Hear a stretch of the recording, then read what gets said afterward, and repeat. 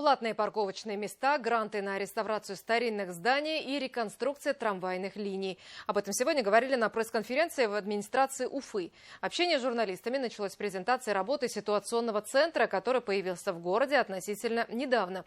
Участникам продемонстрировали дашборды и камеры наблюдения, установленные по всему городу.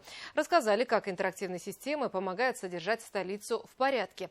Что еще нового ждет уфимцев, расскажет моя коллега Камила Камильянова.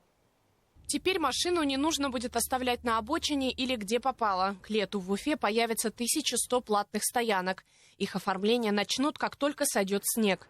Все контракты на размещение парковок уже подписаны. Проект назван одним из приоритетных в городе. В дальнейшем число таких мест планируют увеличить. Объясним, как это работает, какой тариф, как работает информационная система, организовать разметку, поставить знаки и запустить.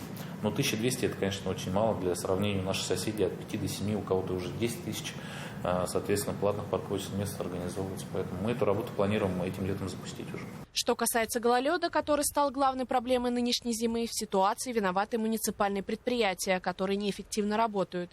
Запас противогололедных материалов достаточный. К неизрасходованному в прошлом году объему докуплено еще 10% реагентов.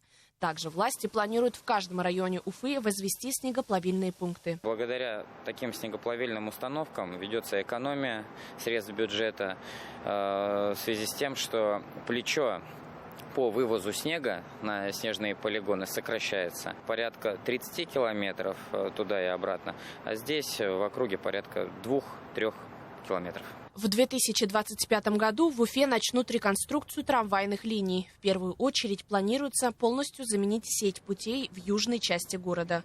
Об этом сообщил глава Башкортостана Ради Хабиров во время прямой линии в конце прошлого года. Из республиканского бюджета на эти цели выделят 2 миллиарда рублей. Для того, чтобы обновить трамваи, нам надо структуру трамвайных рельсов привести в порядок.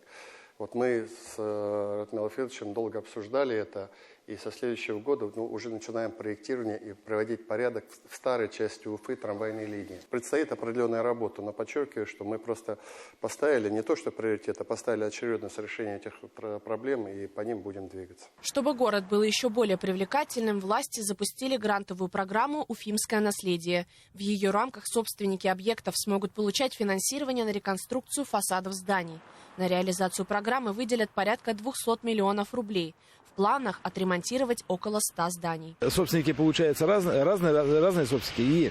И те жилые здания, которые попали именно через регионального оператора, которые будут делаться капитальные ремонты, уже будет в упрощенном формате проектироваться. Не проходить государственную культурную экспертизу, а уже будут в стандартном порядке проектироваться и просто согласовываться именно с наследием нашей республики. И за счет реставрации объектов культурного наследия Уфа привлечет все больше туристов. По итогам прошлого года башкирскую столицу посетили порядка 1,5 миллиона гостей.